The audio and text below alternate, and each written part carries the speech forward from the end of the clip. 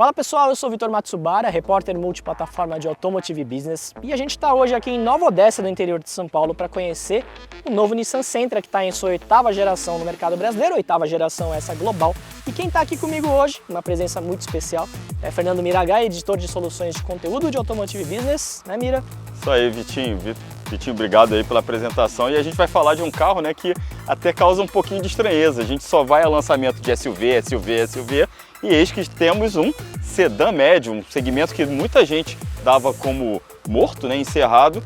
E a Nissan aí traz uma nova geração do Sentra, que ficou um tempinho aí fora do mercado por questões estratégicas da própria marca e também por questões industriais, segundo a montadora, mas que está de volta aí para, de repente, fazer ressurgir esse segmento, né?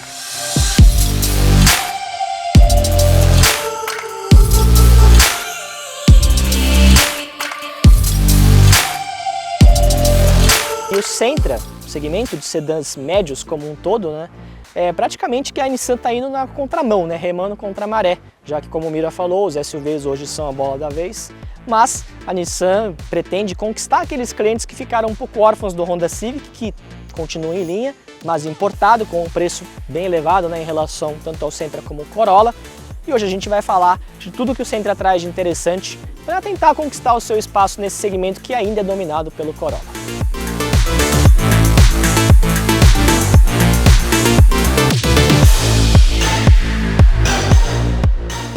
O Sentra vai ser oferecido no Brasil em duas versões de acabamento, a Advance e a topo de linha exclusiva. As duas têm um motor 2.0, que é o mesmo da geração anterior, mas traz muitas melhorias, como por exemplo injeção direta de combustível.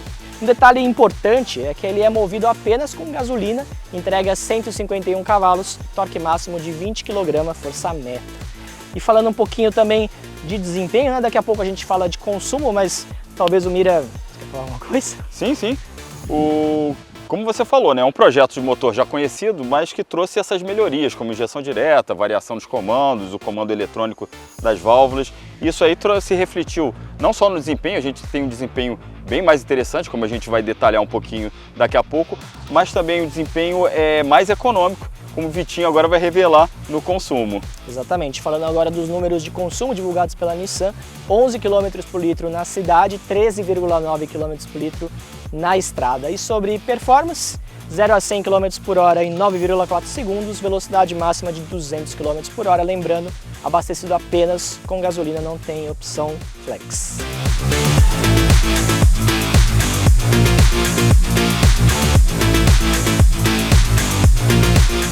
Esse Sentra novo ele tem um design bastante diferente e ousado, até para os padrões do segmento sedãs médios. Você já vê que a carroceria é toda esculpida, tem muitas formas geométricas. Aqui na frente tem essa grade em V, que a Nissan chama de V-Motion, e realmente a Nissan conseguiu emprestar um design mais ousado do que o padrão do segmento, mas sem perder a tradição que você vê aqui na linha de cintura, aqui na lateral.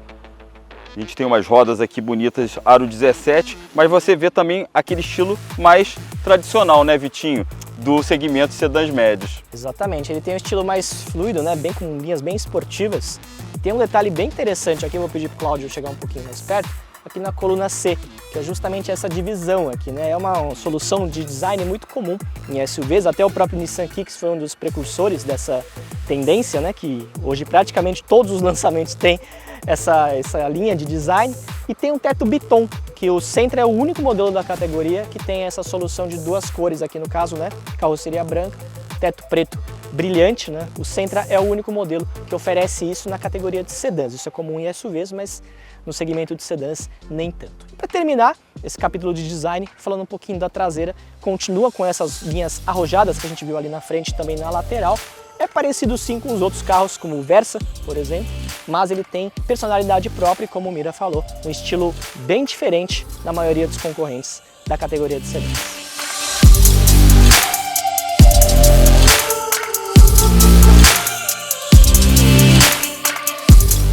O porta-malas do novo Nissan Sentra não difere muito dos seus rivais em termos de capacidade volumétrica, porque ele tem 466 litros. Mas o que chama a atenção é que ele é baixo. Se você for ver bem, o vão é baixo, o que facilita para você colocar a mala aqui dentro, e também ele tem um vão mais largo do que os demais, né, Vitinho? É isso aí, né? Capacidade, como o Mira falou, 466 litros. Está na média do segmento, né, de sedãs médios, mas é menos, por exemplo, do que um Fiat Cronos e um Volkswagen Virtus, que entregam mais de 500 litros.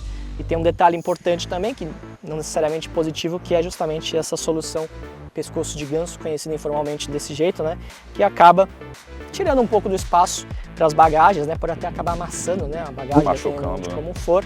E traz, ó, por fim também, aqui, essa trava para você conseguir se livrar daqui do porta-malas caso aconteça algum tipo de tragédia ou algum tipo de imprevisto.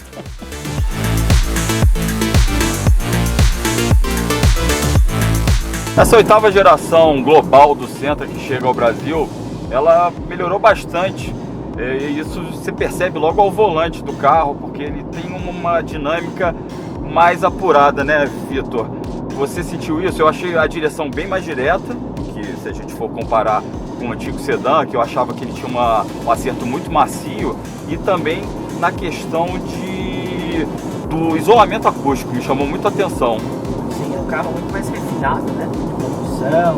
A gente estava falando até da calibragem da direção, que ela é mais pesada, é muito mais direto. O Sentra sempre foi um carro mais voltado para conforto, mas talvez assim puxando para o Corolla do que o Civic, vai, usando referência. E agora parece justamente o oposto, né? Ele tem uma pegada mais esportiva, um design que eu achei muito bonito, mais até do que o Civic, o novo e o Corolla da última geração.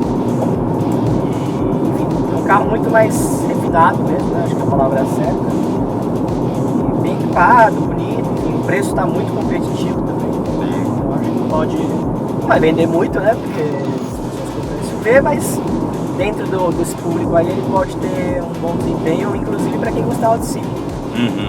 Exato, né? Pega aqueles órfãos do Civic, né? Não tem mais essa opção, o segmento acabou tendo menos opções e o Sentra, obviamente, está mirando nesse público. E lembrando que a gente está na versão topo de linha, né? Na Exclusive, que tem esse acabamento mais claro aqui do banco e do painel, tem mais assistentes à condução, mais itens de assistentes à condução, como o piloto automático adaptativo, que não tem na de entrada, e ele bem equipado de tudo. Porém, tem algumas coisas que também chamam a atenção, curiosamente. Primeiro, a chave. Vitinho, lembra dessa chave? Essa chave mesmo do tio, da menina, acho, né? É uma chave presencial, mas podia ter dado uma mudadinha. E tem um pedal de estacionamento, né? Não é freio de estacionamento eletrônico, é pedal como era no Altima, lembra? Ou é no Corolla Cross, né? Mas são detalhes, né? Assim, Sim, em geral sim. não compromete, principalmente essa parte da chave, né? Que é só estética. Essa versão aqui que é a mais cara, inclusive com esse revestimento que eu acho legal, eu acho que eu gosto muito, mas dessa combinação aqui, esse tom meio caramelo, ele sai por 173 mil, alguma coisa assim, Isso. né? Então ele está bem posicionado, tanto nos concorrentes, né? Considerando que o Corolla, né, no Altis com o motor 2.0 Flex está mais ou menos nessa faixa, um pouquinho mais até. E principalmente eu acho que em relação a SUVs compactos, né, as Sim. mais caras, né? O T-Cross Highline, por exemplo, hoje já está em 170 mil. Um HRV, e não estou falando da versão Touring, que é a versão com motor turbo, e sim a versão aspirada, né, intermediária, já está nessa casa de 170 até mais, né? Já que a Touring já está batendo em 190, que é um valor absurdo, né? Então ele está muito bem posicionado, é um carro bem maior que um SUV compacto, mais confortável, tem um desempenho bom, né? É isso que eu ia falar agora. Você lembrou bem que como o motor evoluiu, né? O motor 2.0 ele ganhou injeção direta e ele está bem mais esperto, não só esperto, mas também ele está entregando um rodar com umas respostas melhores e sem perder a pegada de conforto. Ele tem um comportamento bem elástico, né? O motor ele é bem mais elástico. E uma curiosidade é que, apesar de ser uma evolução do antigo motor 2.0, né? Ele é aspirado, inclusive, né? Ele não é flex, é movido só a gasolina, né? Então, enfim, não sei se alguém vai deixar de comprar por causa disso, mas não deixa de ser uma curiosidade do novo Sentra. E assim, uma coisa que melhorou bastante também foi a adoção desse câmbio CVT com marchas simuladas, que não tinha, né? E isso sempre foi uma reclamação na linha Nissan, que eles nunca colocavam essas marchas simuladas no câmbio CVT. e ele deixou de ter aquele comportamento mais liquidificador, que eu brinco, enceradeira, né? Ele faz as mudanças de forma mais ágil. Isso me chamou muito a atenção também. Me agradou mais do que o antigo Sentra, que até fazia muito barulho por causa disso, né? Sim, principalmente a aceleração, né? Se você já dirigiu um carro com câmbio CVT, sabe como é que é desagradável em algumas situações. O próprio Kicks, né, por exemplo, apesar de ter também ser um bom carro, aliás, os carros da Nissan têm um isolamento acústico muito bom, né? Todos, né? Desde Frontier, que é raro para uma picape, até os carros de entrada, enfim, Sentra, Versa, né? O antigo March também era um carro muito bom nesse sentido. Mas o Kicks, né, assim como o Versa também, o câmbio CVT é um pouquinho ruidoso, né? Então pode incomodar um pouco. No Sentra isso não acontece. Então, pessoal, esse aqui foi o nosso quadro Start Stop de hoje, com o novo Nissan Sentra que acaba de chegar ao Brasil em 2 versões de acabamento, com motor 2.0 a gasolina, tentando conquistar o seu espaço no segmento de sedãs médios. E, claro, vou agradecer a presença do Mira, de Fernando Miragaia. Eu que agradeço, Vitinho, obrigado a todos aí. E não esqueça de deixar os comentários e um joinha, né, no nosso canal, né? Por favor, né, se inscreva no nosso canal de Automotive Business se você não for inscrito e acompanhe nosso trabalho nas redes sociais, também no site, no portal de Automotive Business, beleza? É isso aí, até a próxima! Tchau, tchau!